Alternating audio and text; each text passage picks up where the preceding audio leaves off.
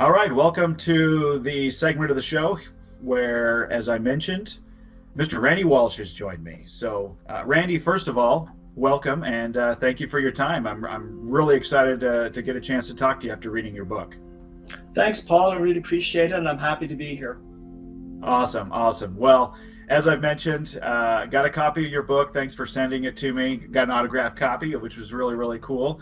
And this subject is near and dear to my heart, as you know. And the book was awesome, and really appreciate you taking some time out to talk more about it, because there were quite a few things in the book, and I kind of considered myself somewhat up to speed on a lot of the problems with what we were told about the moon landings and how they happened and all of that. When you start, as you well know, as you start digging in, I start finding inconsistencies, anomalies, and things like that.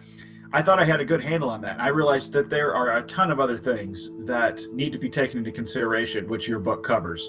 So that's what I wanted to talk about today, and appreciate your time. So number one, for the listeners out there, the viewers that are not familiar with you, give us a little bit of background, where you're from, and how did you even come to the point of writing a book about NASA and the Apollo moon landings?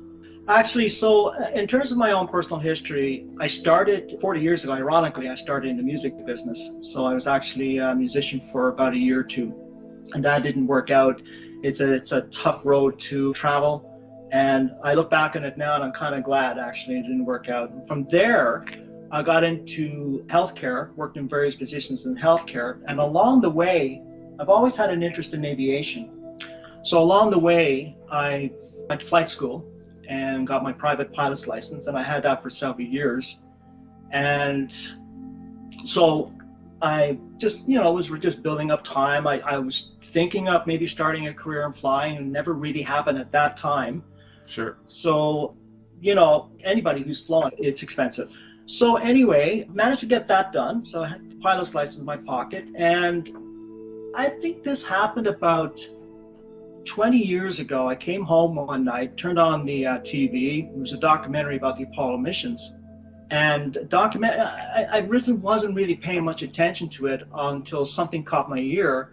And they were talking about the slingshot effect around the moon. And I immediately knew right away they were talking about Apollo 13. And something that I think it was Jim Lovell, who was the commander, I believe, of Apollo 13, something he said that I found very interesting and disturbing, which was, he was talking about how he was saying to his colleague, whatever you do when I fire the engines, keep the Earth within a grid pattern on the lunar module window.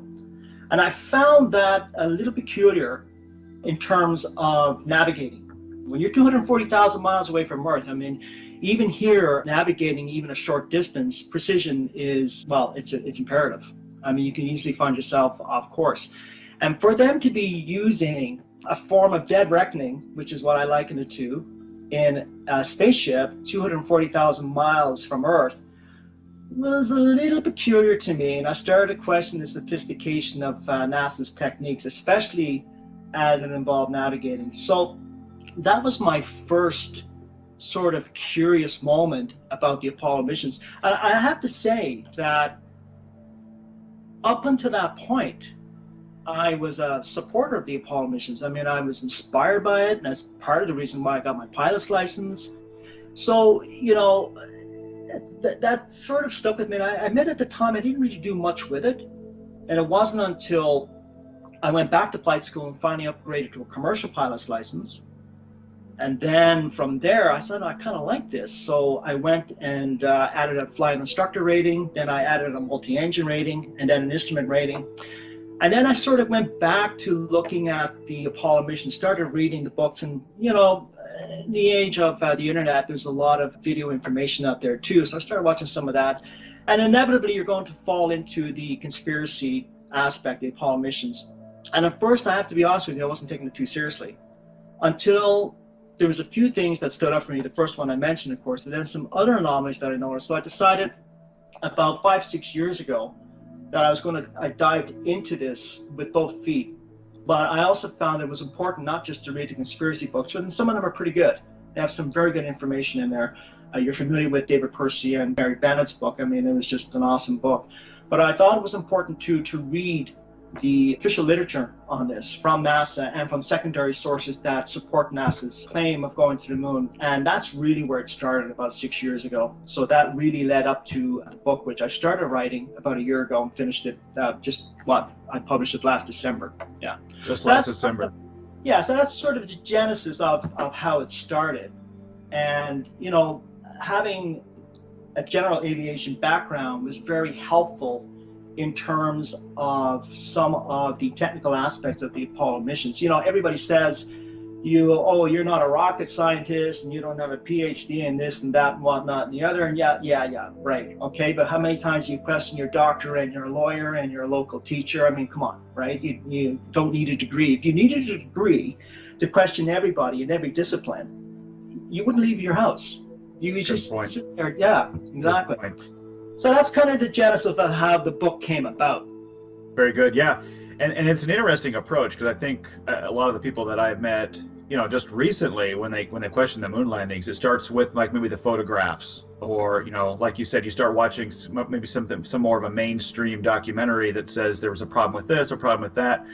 But with your experience and your background, it was interesting that it was kind of a technical thing, like you mentioned, about navigation that first kind of triggered that, like, you know, well, obviously I've never flown a spaceship to the moon and back, but understanding the basics of navigation got you to go, I want to know more. I'm intrigued, at least. And there may be something I want to learn. Maybe I just don't know. Well, maybe there's more to learn there, right? But that approach, questioning, is what led you down that path. So great. So here's the book, and as you can see, Randy, I've made my notes, and what I appreciated about the book was there were just so many things that I hadn't considered yet, and it brought a lot of new information to the table. So I'm encouraging everybody, obviously, that sees this, that's interested in this subject, definitely get a hold of the book. And the cool thing is, this is part one, from what I understand. It's a technical book. That's what I liked about this, is it kind of dove into a little bit more about the science and the technical stuff, and that's what we're going to kind of go through today. So I've got a list of items that I really wanted to kind of expand upon. Sure.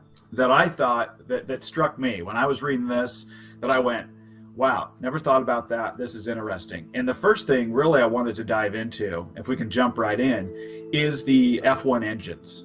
Okay. And what I took away, and maybe you can kind of expand on this, the F1 engines obviously were said to be the most powerful engines that humanity built, and it was required to lift this amount of weight into Earth orbit and then all the way to the moon.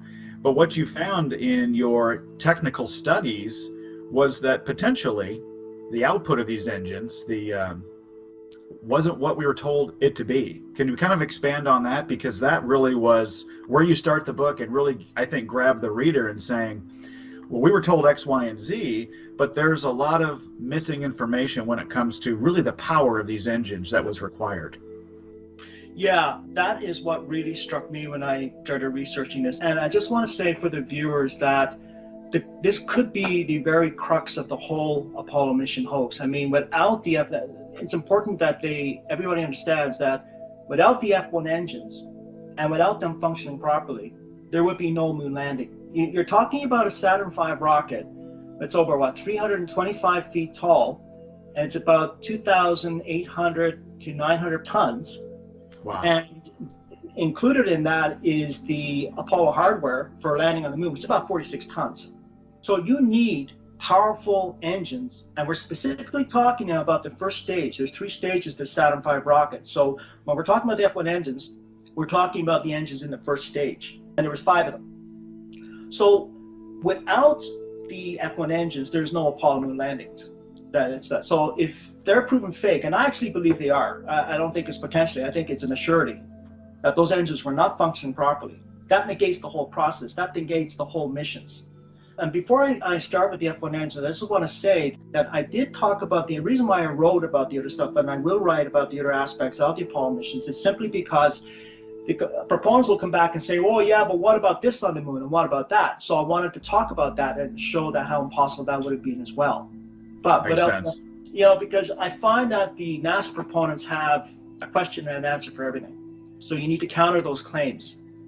So it's a very detailed, lot of work, but nonetheless. So with the F1 engines, each engine would produce, according to the records, 1.5 million pounds of thrust. Now there's 5 of these engines on the Saturn V, and total of about 7.5 million pounds of thrust. They needed those engines to lift the hardware. What I found very interesting was the testing aspects of the F1 engines is very questionable, and I'm talking about the static testing. And for those that don't know, this actually started back in 1958. The Air Force was actually working on the F1 engines, and then by proclamation from President Eisenhower regarding NASA, he assigned that to NASA, so NASA took that over. And this is where Bill Casing comes into play here. Bill Casing was an employee for Rocketdyne, and his job was to analyze the reports in part from the F1 engine data. And he saw something very peculiar, that the reports were not adding up to the expectations of the F1 engine. So that's kind of where this all started. And it's important that people realize that Bill Casing was the first, I think, whistleblower when he published this book about 40 years ago. Now, he left eventually in 1963, disgruntled about what he saw. So in my research, I came across many aspects, many things, but one of the papers I came across was one published that you'll find on the Ollis.com website. And for your viewers, that's www.ollis.com. And it's by a Russian scientist, and he did an in-depth 60-page report on the F1 engines and the power output. And he included, and the report, I must add, is very mathematical, it's very technical.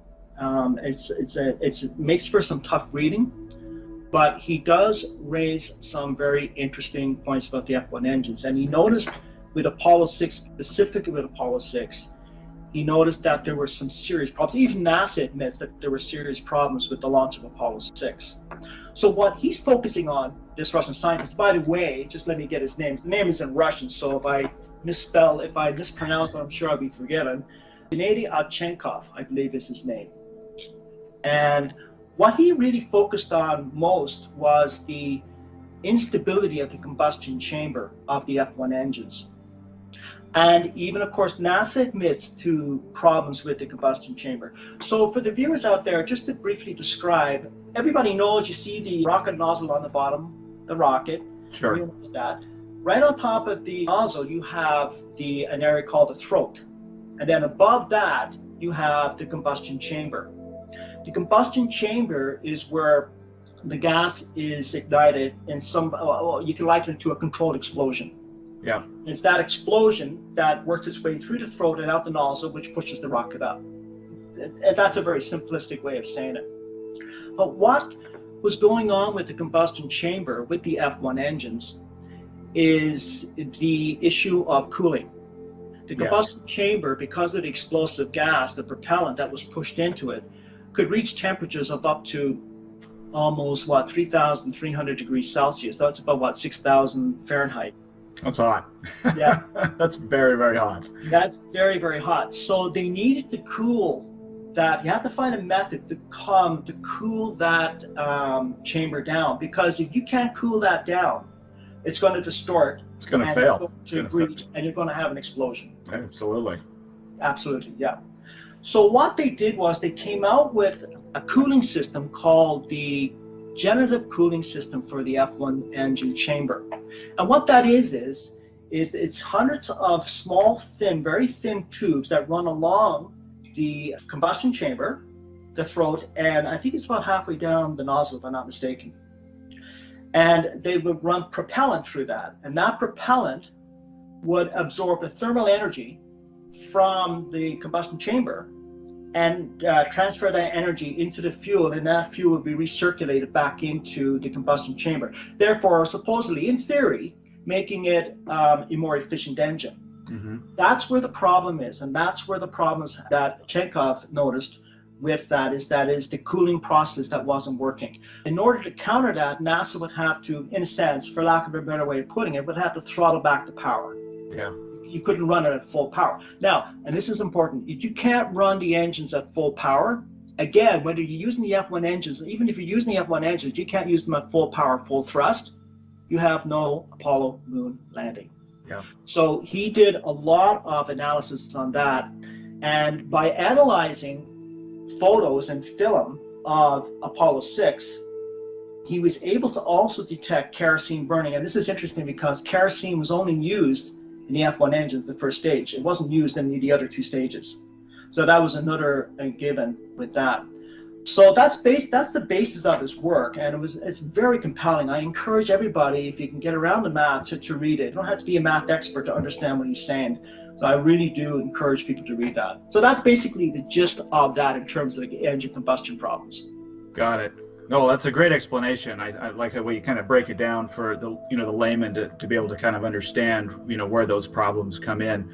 I thought it was interesting in the book too. I think you pointed out that this cooling system was only then used, we are told, during the Apollo program, like the 60s and 70s. It's not technology. You'd think that it would have been improved, and we talk about this a lot when it comes to why haven't we been back to the moon. Technology typically should get better over time, but even more recently, NASA is using, I think, what you termed just the Soviet-style cooling system.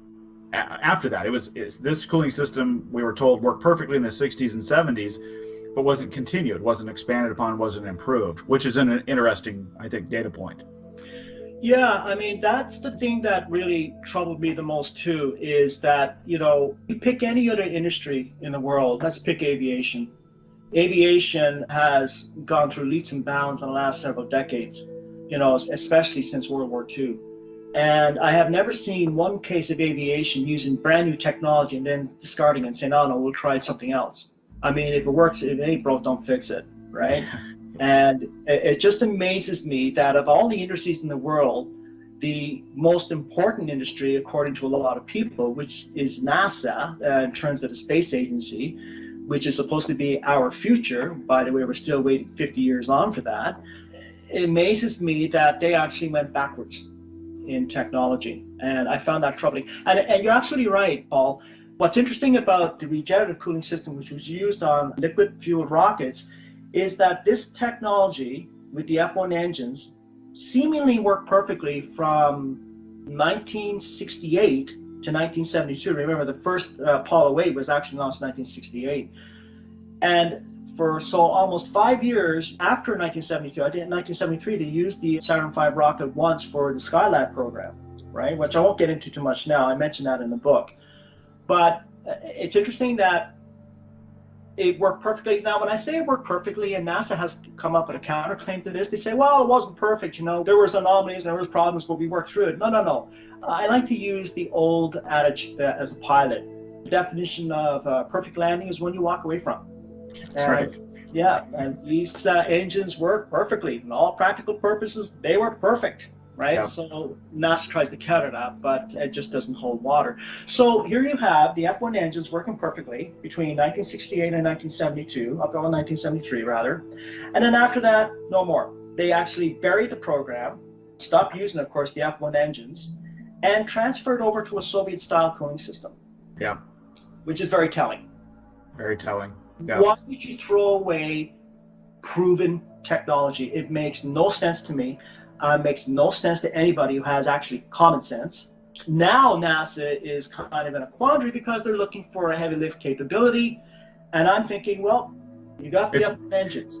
That's right. It's probably start where it worked before, like you said. If it ain't broke, if anything, they should have improved. We should be lifting a lot more weight, at least into low Earth orbit, or whatever now, because of the power that we were told that existed in the 60s and 70s. Exactly. And let's use another analogy again in aviation. I mean, not only should we be living heavier payloads in rockets, but, and Marcus Allen actually brought this point up, and he's absolutely right, is that we should have gone by now beyond chemical propellant rockets. There's only so much they can do. You cannot, you would literally, I mean, the bigger you go, the more fuel you need, the more energy. Yeah. The bigger, the more fuel. I mean, it's just crazy. You cannot sustain that. So you have to find another form of propulsion. And the analogy I want to use is in aviation, when we had propeller-driven aircraft back in the 1920s and 1930s. It was fantastic technology back then. I don't scoff at it today. I love propeller-driven aircraft. It's still good technology. But aviation went further. They then came out with the jet engine. And then they improved on that and came out with more efficient engines. And then they improved on the other technology in terms of going from hydraulics to fly-by-wire systems and so on and so forth.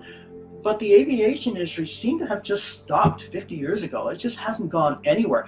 And I might add that you would think that this would be prolific in the sense that, you know, you would have other countries around the world jumping on the bandwagon and sending their rockets up there, but you've got only one country right now as we speak, that's capable of launching a crew to low Earth orbit, and that's Russia.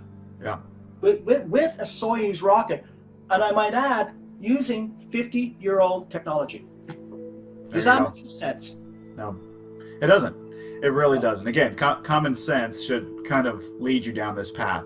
In my opinion. Sounds like you share that. So I want to transition over to Apollo. I think it was the Apollo 11 liftoff now, because you talk about it in the book, and there was a gentleman that I believe that worked for NASA that videotaped the liftoff, and the analysis that the book kind of goes through talks about kind of the case in point here about that these F1 engines don't seem to be operating at maximum capacity that they would have needed to, based on how quickly or how slowly the rocket got to different altitudes. You know what I'm talking about here. It was based on the cloud deck layer and how long it took to reach that. You would do a better job explaining it, but I thought that was really, really intriguing to understand, taking this video of the Apollo 11 liftoff and saying, okay, based on the thrust that it should have had, it should have been a lot higher, 100 and something seconds into liftoff. Can you kind of tell the listeners there what you were talking about in the book? Yeah. First of all, let me give some background on that story. There was an individual working for NASA at that time. He was actually, I believe, on contract for IBM. He had extensive work with the Gemini program and the Apollo program, right up to Apollo Soyuz. He worked, I also think, specifically with Apollo 13 on reentry procedures. And he worked on the Apollo Soyuz program, which was the last aspect of the Apollo program.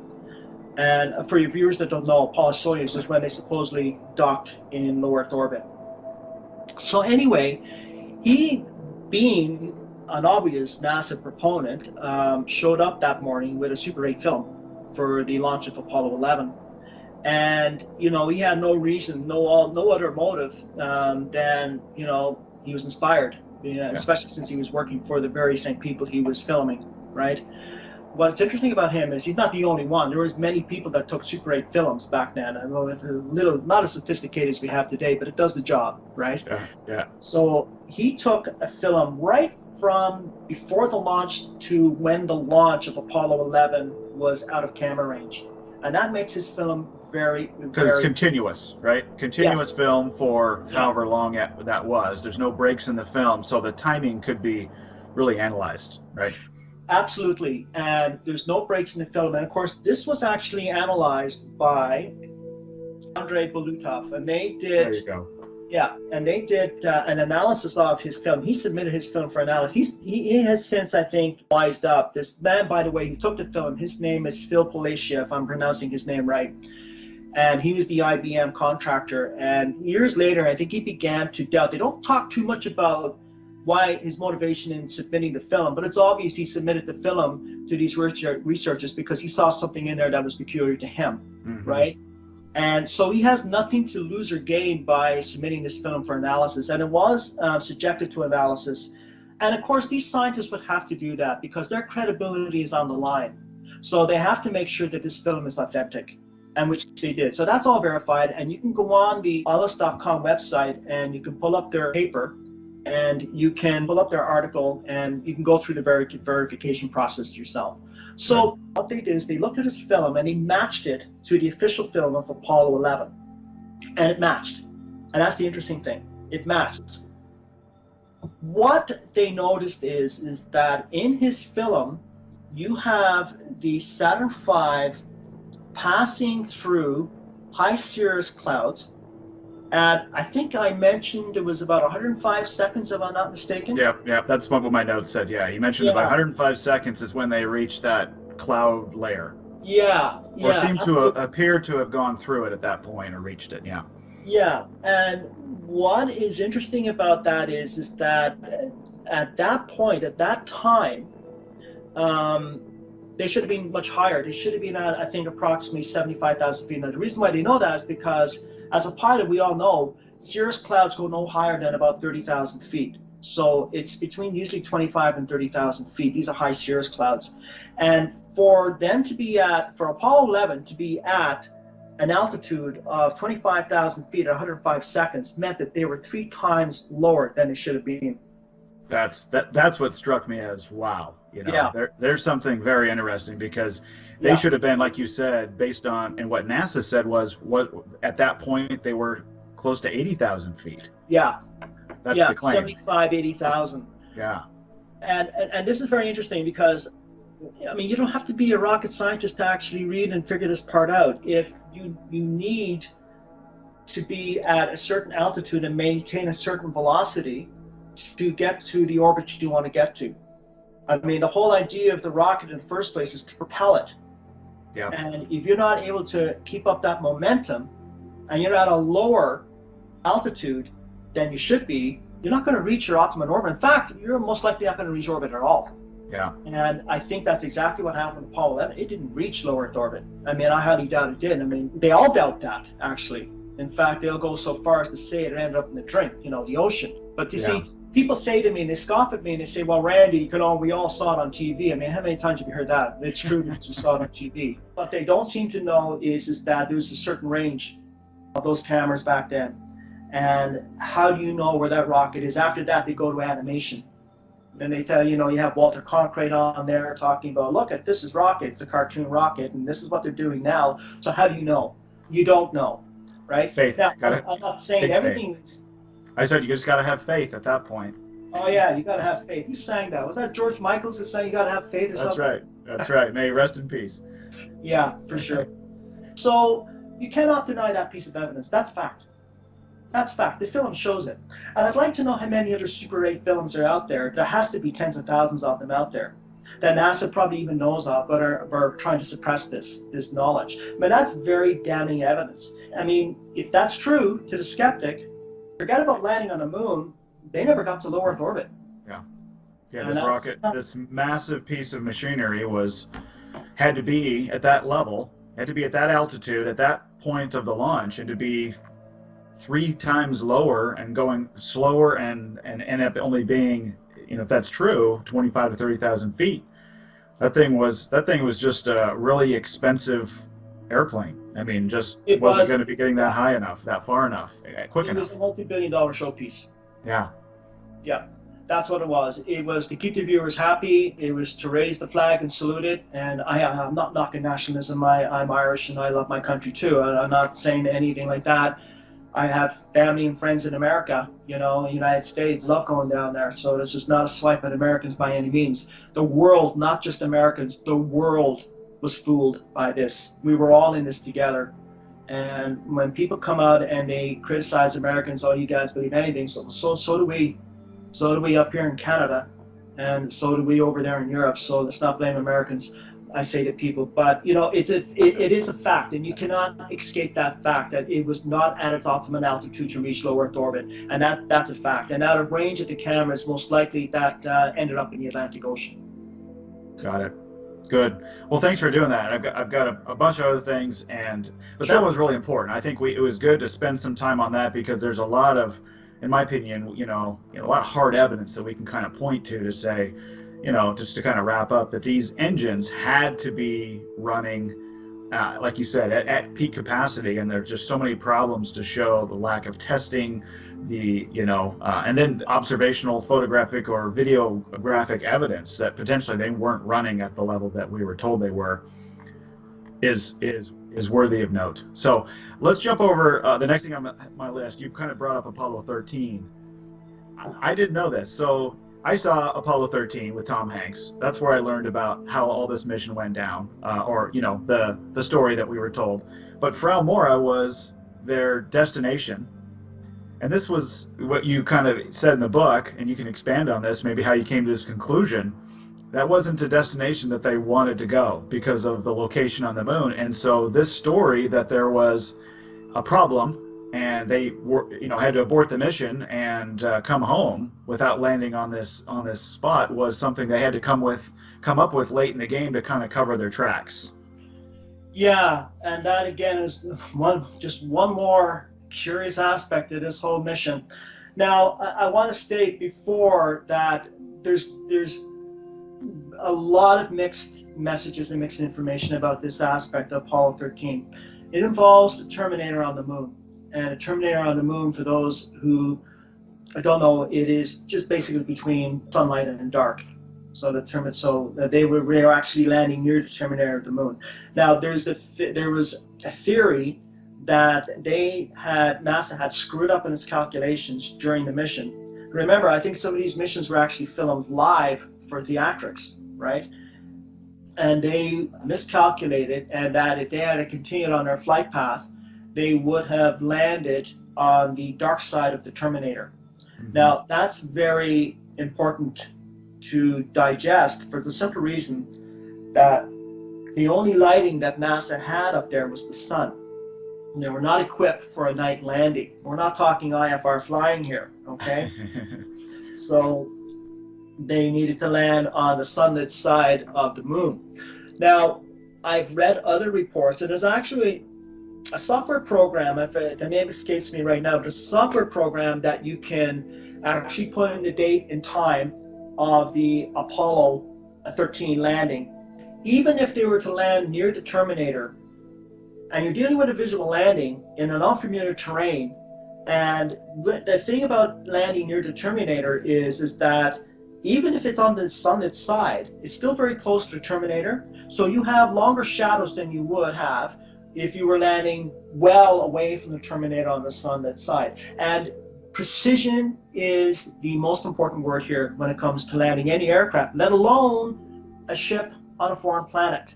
The theory is, and it's a very viable one, I actually subscribe to it myself, that NASA basically screwed up and they had to come up with a way to salvage that mission. So they came out with, NASA Apollo 13 had an accident. Yep. Solve the problem of them having to land on the moon. So that's the basic background on that. That's the basic. We'll let the folks get the book and they can dive into that more. But I just thought that was a very interesting thing because I hadn't heard that yet. I was probably more subscribing to something that even though this was the third manned moon mission that was planned, that there had already been the excitement and the inspiration was already starting to by the people of the world was starting to kind of wane a little bit. And this was some, and another theory that I think you could have was this was to stir up some more drama, to create more interest in the program, to continue to get funding for the space programs. I don't know. That's kind of where I was, that this was something for that reason, to generate more interest and to get people to watch TV again and to be involved emotionally with that story. To say we got to bring our boys home, sort of thing. Exactly. And I do want to add that I'm not the first one to bring this up. And there's a couple of other authors, David Percy, Mary Bennett for one, and Andrew Johnson, who's written some good books himself and has talked about this as well. But what is different here is that now we have the technology to make that determination once and for all. And it seems to be one aspect of the Apollo missions that NASA wants to distance itself from. It doesn't really have a ready answer for it. Yeah. So that's very telling. So as you say, it's in the book, and the reader can read more about that. Very good. Very good. Well, let's get into the next bullet I had here on my list. We've been recording for over 30 minutes, and this one I think is really, really intriguing. And for the techies out there, I think they're going to like this. This is the Apollo guidance computer. Mm-hmm. And I think it's pretty well known that compared to today's technology, obviously this is a very low computing power. People say, hey, I got more power in my cell phone than I do, than what this thing had. But there was a lot of other things that you brought up in the book that I was hoping you could talk a little bit about. You talked about it being a non-autonomous computer. You talked about it having really no memory, so to speak. And those are things that would be key components of this computer, would need to be key components of this computer if it really was able to do what we were told it did. And lacking these things really, again, is some evidence that there's some shenanigans going on here, I guess. Could you expand on the just overall on the Apollo guidance computers? Because this is a piece of technology that had to be invented to be able to navigate this great distance in this unfamiliar terrain, like you say, and it had to be pretty special piece of equipment. And analysis is showing that maybe it wasn't. Yeah, and like I said at the beginning, this was the aspect of the Apollo missions that initially got me involved in this, that really raised my curiosity as to how you can navigate back to Earth using visual references. I mean, that is just crazy. I mean, you don't just point the spaceship at Earth. You've got to be, we're talking about very precise, complicated equations here and calculations that need to be done. So as you mentioned, a lot of talk and discussion and books have been written about the Apollo guidance computer in terms of its low memory power. Yeah. And the low memory power is given. I believe it had about a 38,000 word capability, if that. And yes, it's less computing power than what you would find in your car 15 years ago. Wow. Years ago. So it's not a lot. But so that aspect of the Apollo computers has been talked about. So I didn't focus on that too much in the book. What we focused on is what is it capable of doing? What was it capable of doing? And how was it capable of coming up with solutions? So let's talk about a couple of scenarios. First of all, to talk about exactly how they navigated from the Earth to the Moon. Now, the Apollo guidance computer was supposed to be the most sophisticated computer of its time. It was actually supposedly a fly-by-wire system, the first integrated fly-by-wire computer with the other systems of a machine, in this case, the Apollo spacecraft. And however, they were using celestial navigation as well as a form of navigation. Most people know what celestial navigation is. As sailing ships around the world for hundreds of years have used that as a form of navigating. And it works well when you're in the ocean and you're familiar with land masses and you've done it a few times, and even then you're off course. So take that and put that in space, and we're talking millions upon millions of square miles of space between the Earth and the Moon. Okay, so what I found very interesting is this: the Apollo guidance computer, for the most part, ran some programs on its own, but it did require crew interface to run some of the more important programs like navigating. So what they would have to do is they would periodically along the way, I think it was 2 or 3 times according to the official record, they would have to stop and they would look at the stars and get a position fix. Now think about that for a second. A position fix. Now they wouldn't stop, of course, but they would have to pause what they're doing and look out and get a position, and they would use 2 stars to get a position fix. So they would triangulate between 2 stars. Okay, this is getting funny and funnier as we speak. Yeah. Wow. That's not enough. They only had 37 stars that they could choose from to navigate from the Earth to the Moon. They were only able to see, according to the official record, 37 stars, the brightest stars, and they were used for navigating. Wow. Okay? So what they would have to do is realign the computer to the star settings in the sky and use that to navigate. But here's the interesting thing about the Apollo guidance computer. The Apollo guidance computer did not maintain track. It had used the stars to get a position fix. Yeah. The rest was guesswork. And on top of that, in terms of the Apollo guidance computer not being autonomous, it didn't have the ability to make course corrections on its own. On its own. Exactly. It relied 100% on the input. Absolutely.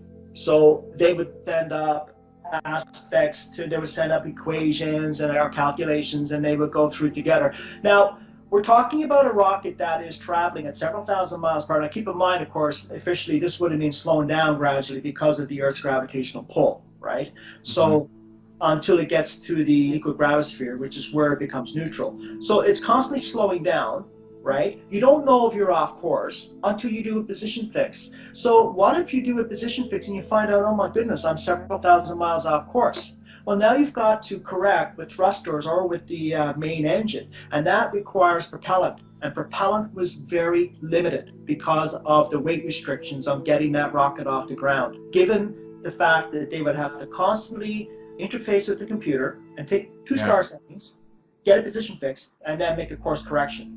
Miraculously, according to NASA, they were never off course. So, never off course, so it didn't matter. They didn't have to use the propellant. It was perfect. Exactly. So they say. And you bring it up in the book, just the myriad of potential issues that could have came up. And just the fact that, there really wasn't any redundancies either. These missions had to be right down the line. They had to be perfect. And everything had to go as planned for the whole thing to work. And miraculously, with the exception of Apollo 13, they did. Yeah, and that's the other thing. And Apollo 13 is another interesting aspect of navigation too. We'll get to that later. But what I find interesting too is that any number of things could have happened with the Apollo spacecraft. It could have been hit by debris. It could have been hit by celestial objects, and I mean celestial debris. Anything could have come in its path. How would they have known? There was no proximity warning system on this computer. It was not capable of detecting anything that may be of some kind of danger. Yeah. And even if they were to somehow find out that there was imminent danger ahead, how would they plan for it? Yeah. The computer would need to make decisions within milliseconds. I mean, you have a millisecond between life and death when you're in space. I mean, it's over. You don't have time to think about it. But here's what their backup plan was. They would radio Houston. Houston would do all the calculations, ground control, and then radio that back up. Now, a radio signal is only a couple of seconds there and back. But what about the extra seconds or minutes needed to find out what needed to be done in terms of calculations? And they had to send up. And they couldn't just send it up. They had to send it up by voice. So they had to send it had to be written down, and they would call up and say, okay, do this, this, this, and this, and this. In space, it's a very hostile environment. There's not killer cells. Anything could have happened at a moment's notice, and you would need a computer, an autonomous computer, to make those decisions. To be able to make those decisions. I think, many people still don't probably realize this. This is not Star Wars or Star Trek. You didn't punch in, I want to go to the moon in the computer, and it just took them there. I mean, this is something that had to be continually monitored, maintained, in order for it to work. And we're told that it did. But when you start understanding how this happened, you've got to, again, common sense is going to have to go, wow, this thing was obviously an amazing feat of humanity. Yeah. But the chances of something going wrong are so high, and that the lack of redundancy, like I said, or the ability to correct things as needed, as they would come up, just wasn't there. No, it wasn't. And that is the sad and kind of funny part about all of this is that when you actually look at it, and you don't need to be a computer expert to actually see this for yourself. I mean, you look at any aircraft today, and when aircraft are flying, they have technology in the aircraft, but they also have it on the ground. You have to have it on the ground to work. They work in tandem. Yeah. And with the Apollo missions, you didn't have that. Now, they did come up with a way. They said that, and I talk about this in the book, the Doppler effect, and that is that they had to find a way. They couldn't. I mean, radar didn't go out that far, so they had to find a way to keep track of the Apollo missions. And they said that they were able to do that with Doppler effect, but the Doppler effect requires additional equipment on your aircraft or spacecraft in order for that detection system to work fully. Well, NASA claims that they found another way to do that, and I write about that extensively in the book too for the reader if they want to check that out. When I was reading and researching, I was just thinking that NASA was making all this up on the fly as they went. They would just write a script. That's exactly what this whole thing sounded to me, the Apollo guidance computer. It sounded like a script. And there's a computer expert, an article I read, I believe his name is Xavier Pascal, or Pascal, yeah. And he's done some really, really amazing work on this computer. And I talk about him in the book, and I quote him a few times. He made a very interesting determination. He just basically said, he just flatly said it was a fake. Yeah. I mean, and he would know. And he compared it to other computers of that era as well, which is in the book, and the reader can read about that, read up on that. Great stuff. And he actually believes that insiders had planted aspects of that computer to let the public know eventually that this was fake. So, because he rightly says NASA are not that stupid. I mean, they're not stupid people. These are smart people. I mean, these are smart people. I mean, I'm not questioning NASA's intelligence. But what I find very interesting is that the insiders were actually trying to reach out, and they were basically saying, and this scientist said the same thing, They're not stupid people. They purposely built a fake computer. Period. Paragraph. Yes, Yeah. absolutely. Yeah. Agreed. Yeah. Well, time is just flying by here, and I feel like we've only got like halfway through it. So maybe I'll combine a couple things. Sure. The calculated neutral point you brought up, and that's the, where, they say that, between the Earth's gravity and the Moon's gravity, obviously that's going to affect the flight path and the speed and everything, the navigation, that sort of thing. The calculated neutral point. I'll maybe kind of combine that with the Van Allen belts. But both of these together, I would say, as you did your research and you're starting to learn about these things and where they are and how many belts, where the neutral point was, all these different things, as you investigated all of these sources, you found that there was a lot of inconsistencies on where the neutral point was, how many belts there are, at what height they are, and all of these things. So maybe you can kind of summarize that, but just the inconsistencies in the research that you went through, you had all these official sources saying different things, which which shouldn't be the case. Yeah, and I'll start with the Van Allen belts first. I mean, that was very startling.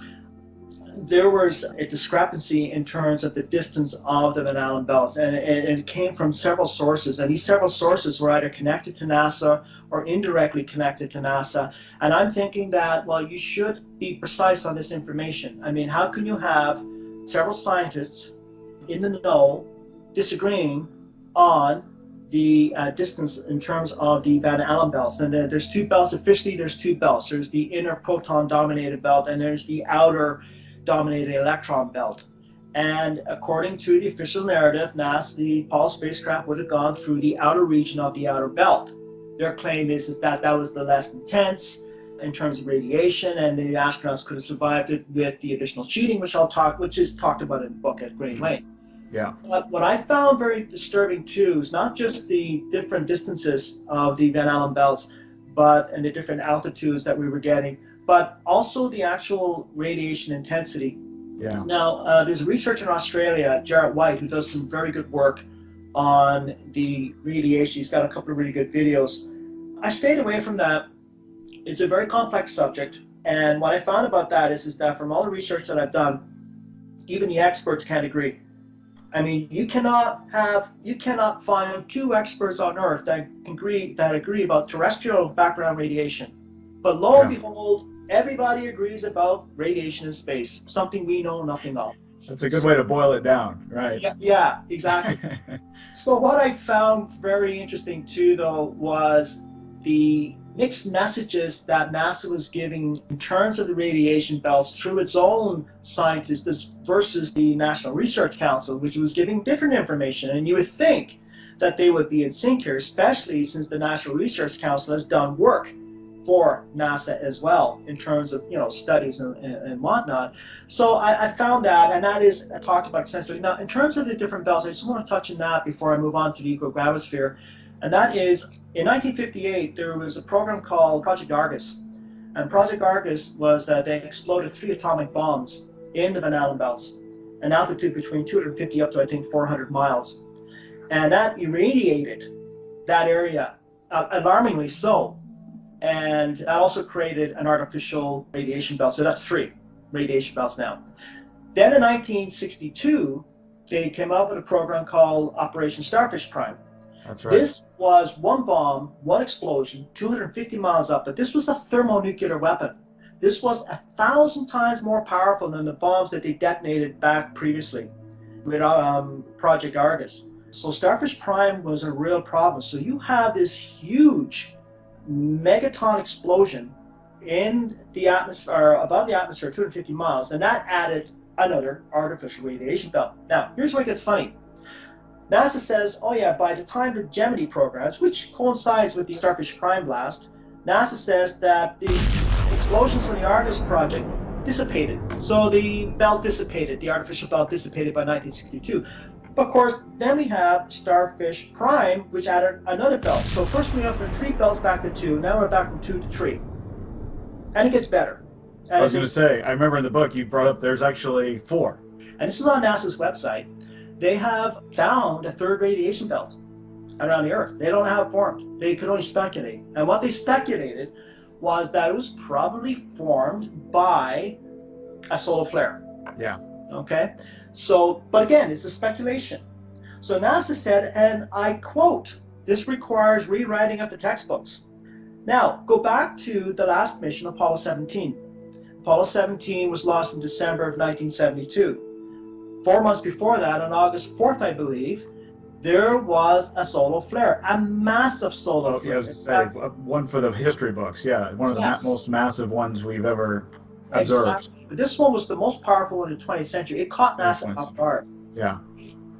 So if you're saying, NASA, that the solar flare caused the third radiation belt to form in 2012, then by deduction, it's obvious that there was another belt formed in August of 1972, 4 months before Apollo 17. So now you not only have the two actually formed radiation belts, you've got the other radiation belt formed by Starfish Prime, the megaton explosion, and now you've got a fourth radiation belt formed by a solar flare of August 4th, 1972. Now, so that's 4 radiation belts that Apollo 17 would have had to travel through, okay? Now, I need to ask, I say this to people, has that ever occurred to you why NASA would take a chance on sending another manned mission 4 months after the most serious solar event ever recorded, which would have killed the astronauts in an instant if they had got caught in it? Mm-hmm. Nobody's able to answer that. You know what their answer is? Their answer is, well, obviously there wasn't, because they went there and back and they're safe. That's their answer. Yeah. How do you argue with that? Because again, that's faith. I mean, it's belief. It's just belief. It's just belief. That kind of logic. Yeah. Exactly. It has to be. So, yeah, and I don't want to dig in too much because I want people to go read the book, because you dive into these topics at very deep levels, and all of the different sources and everything, and where this came from is it's really solid. So where that kind of came to mind, I was going through your book, and the way you kind of put the case together and break it down is good. We're coming up on an hour. There's a couple other things. Hopefully we can get through them quickly. You kind of talked a little bit about the sturdiness and the shielding of the command module and the lunar module, and you kind of get into that, and that's stuff that is talked about as well. But the stuff you brought in about the lunar module was just the lack of sturdiness of this thing to be able to survive in the most hostile environment known to man is really quite remarkable. And you brought up some interesting points. I don't know if you want to kind of expand a little bit on that, but the command module and the lunar module, when it came to shielding and the sturdiness of these things, was remarkable. Remarkably how little these things really could have stood up. Absolutely. And I mean, I talk about, well, I found the most interesting is that, well, to quickly just mention the command module, there definitely wasn't enough shielding for the actual radiation intensity up there. And the simple reason is that NASA doesn't know the intensity of the radiation. They don't have the equipment to detect that. And that came out again with Jared White. He actually stumbled on that by accident with some scientists and physicists at Los Alamos laboratory who were doing some experiments. And they admitted, we just don't have the equipment to detect the real intensity of radiation up there. So how can you design a spaceship to protect the astronauts when you don't know the level of intensity? And the other thing I want to mention about the Van Allen belts is that it's in constant flux. You have the magnetic field. These particles are moving around all the time. Yeah. You can only make that determination with real-time information, and NASA didn't have that capability back then. I don't know if they have it now, but they certainly didn't have it back then. Certainly didn't then, yeah. Exactly. The lunar module is very interesting. The lunar module, according to, I believe it was astronaut Alan Bean, who said that it was so fragile it wouldn't have been able to withstand its own weight if it was actually placed on Earth. It would collapse. And what I find interesting too, Scott Henderson has actually done some work on Tor values, and that's in terms of vacuum of space. And I'm going to be discussing that. I'm going to be discussing Scott Henderson's work in my next book. Take just the lunar module, visualize it for a second, and picture the astronauts in there, fully pressurized, and the actual spacecraft bulged. Yeah. Okay? The walls, they had, in terms of weight, so they had to conserve weight as much as possible. And they shaved the walls of the lunar module down so fine that you had aluminum equivalent to 3 sheets of kitchen foil. That was your protection. From life and death, your protection was 3 sheets of kitchen. Well, I think it's like something like 1 to the 5,000th of an inch or something like that. I mean, it's just incredible. 3 sheets of kitchen foil. I use that all the time, right? And you can just put your finger through it. I mean, it's pretty funny. You know, I'd imagine like you drop, I think there was something I read one time, and you probably know it, where somebody said, you drop a screwdriver or something, yeah, and it just penetrated the whole, all through. the skin, yeah.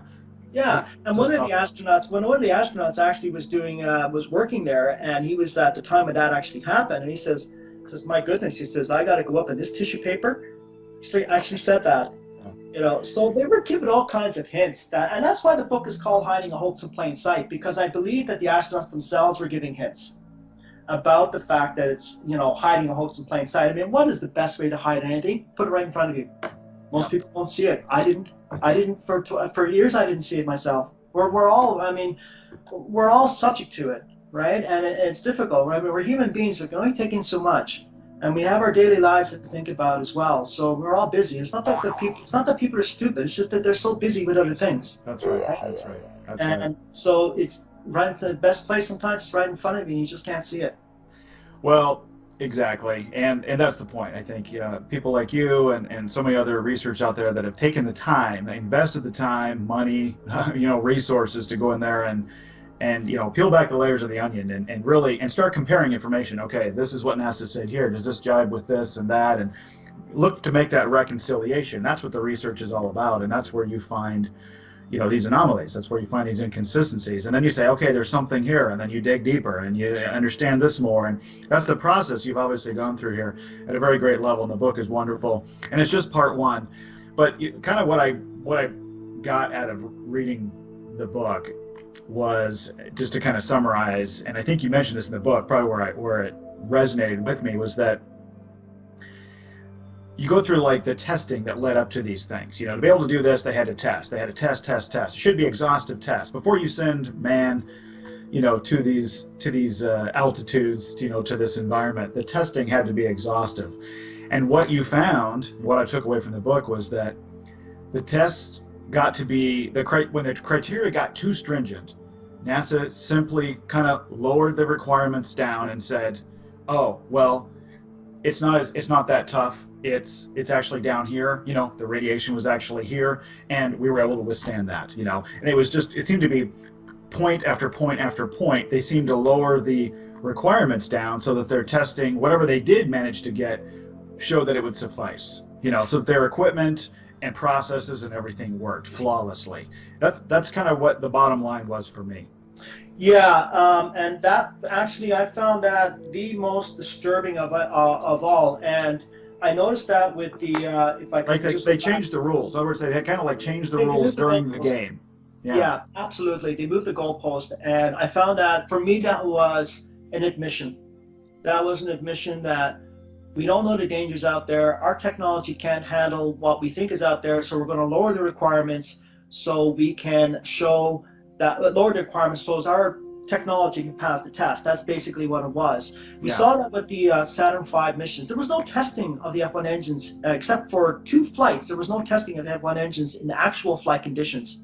Yeah, the limited testing, that's right. Yeah, the limited testing. This should have been exhaustive. This should have been years and years, and this should have been so documented, all the failures and what they did to improve them, and it's just the stuff doesn't exist. Well, the proponents actually had one proponent say to me, this was really funny. He actually said to me, well, the reason why there was minimal testing is engineers at NASA are really smart. With the computer programs that they have today, computer simulations, in which a lot of aircraft are now designed right on computers, and they run simulations, which years ago, they still do hundreds of hours of flight testing. Yes. And there's just one quote, a brief quote that I'd like to read before you wrap up here, regarding what you're talking about in terms of moving the goalpost. The original failure criterion for the SPS propellant tanks were perforation of the service module honeycomb skin panels. Because of the failure criterion was too stringent to meet the desired probability of mission success, engineers considered an alternative. If the original criterion had remained, the test shown in Figure 4 would have been an SPS tank failure. Translation, it failed, lower the requirements. That's from NASA's own report. And now it works, in theory. Yeah, right? in theory, exactly. And now it works in theory. That's all you got to do. If the theory seems to work, then we're fine, right? Exactly. Wow. So anyway, I encourage everybody listening, get a hold of the book. We'll include some links in the show notes so you can pick it up. It's a wonderful book. And I would be remiss if we did not give you a chance to maybe tease a little bit, because this is part one. It even says there on the book, part one. So you are working on part two right now. Can you give us just a little taste maybe of what we can expect in part two? First of all, I'd like to send a thank you to Scott Henderson. I'm going to be working with him on a chapter of my next book. And I'd also like to thank Marcus Allen. Marcus Allen has been very supportive of my work as well. And I'd like to thank the editor. Marcus Allen, by the way, is, for those that don't know, he's the UK distributor for Nexus Magazine. And I'd like to thank the editor in Australia, the head office for Nexus Magazine, Duke and Rhodes, who reviewed my book, and they wrote an article and a review of my book in the last Nexus issue. So I just wanted to mention them and thank them for that. It's really helped. In terms of part two, yes, I'm actually started writing. I've just started the introduction and chapters 1 and 2, and I'm hoping to have it out early next year. And it's going to basically leave off where part one left off. And the general theme of part one was analyzing a particular mission, that of Apollo 11. So we got up to, as they're about to orbit the moon, and part two will begin there. There's going to be a few other things in part two. There's going to be another little curious history to NASA before I get into the actual Apollo lunar landing. But the general theme will be, it will start with the lunar module. I'll be doing a lot of analysis on that, the preparations for that, what they did, how they trained, and how they supposedly landed on the moon. And there's going to be a few other interesting things. I'm going to talk a little bit about the Russians and why, I hear this so many times, well, if the Russians knew it was a hoax, why didn't they say anything? So I'm going to be talking about that as well. So a few good things. Had a lot of fun and learned a lot by reading the book. So congratulations again on the book, and we are really looking forward to part two. And let's get back in touch once that gets out and get a chance to read it. I'd love to do this again. For sure. I'd love to do it too. All right. Thanks, Randy. Appreciate it. Have a great week. All right. You too. Cheers. Take care. Bye-bye.